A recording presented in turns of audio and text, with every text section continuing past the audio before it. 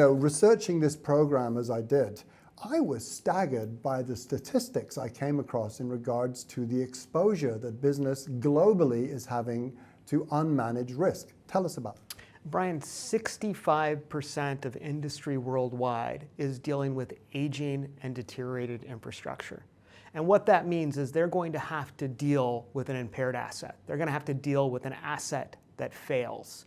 So we've got to help them build some resilience around that.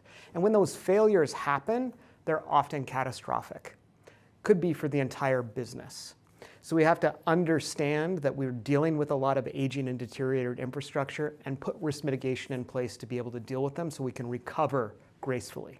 Well, it's not only about the infrastructure, is it? Because, we all wake up every morning, we listen to the news. There is a deteriorating security situation around the world, and that has to affect business too, doesn't it, Dan? Absolutely. The world issues around global security and all of those subjects that fall into that impact business, not only in that jurisdiction where that may be happening, but also the resultant effect downstream. And that is also something to be well understood. Like an organization in one country needs to know that disruption in another country could impact their infrastructure or their product, revenue, whatever that might be. You have your business hat on today, but I also know that you have many decades on the front line in risk management.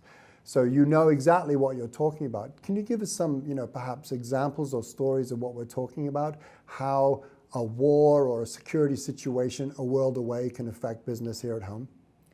It could easily affect businesses at home, whether it's a supply chain issue that something is manufactured, computer chips, in special plants around the world that aren't really available anywhere else, and all of a sudden that supply is impacted by war, resulting in ships not being able to be delivering to the supply route, and then all of a sudden, a company may only have a few weeks left of supply and now they're in trouble. And the same thing holds with fuel and any other kind of product, and that could really be a problem that can impact your business.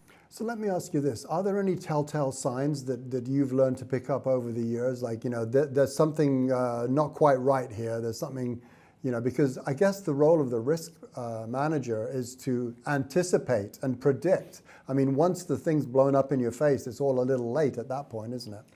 It is a little late when it's already blown up. But the thing is when you are a true risk professional, you have a sixth sense about these things. And you are often, sometimes affectionately referred to as Dr. Doom, or, oh, you can't possibly imagine all these things go wrong. But things do go wrong. And they go wrong when you're least expecting it. And they're sometimes the most strangest series of events that happen.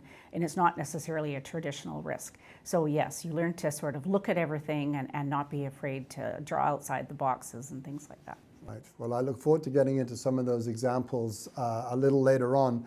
But Barry, if I could turn to you now. This is something that every business, small or large, is experiencing right now, and that is the scarcity of good trained personnel. Is that a risk? That's definitely another emerging risk for sure. Is there's a significant shortage of global talent within the risk management field, and a lot of it has to do with the changing landscape, the complexity and the diversity of what that looks like. And as we mentioned before, risk is a very, very broad subject. So being able to find talent within a pool of qualified individuals, that either requires a significant amount of experience to understand some of those complexities. With that, the challenge for the organizations are that it drives salary costs up. So with that, it presents the next thing is we need to have efficient training programs. Well, there again, that's an investment that's required on the part of the organization, whatever level they would be recruiting at.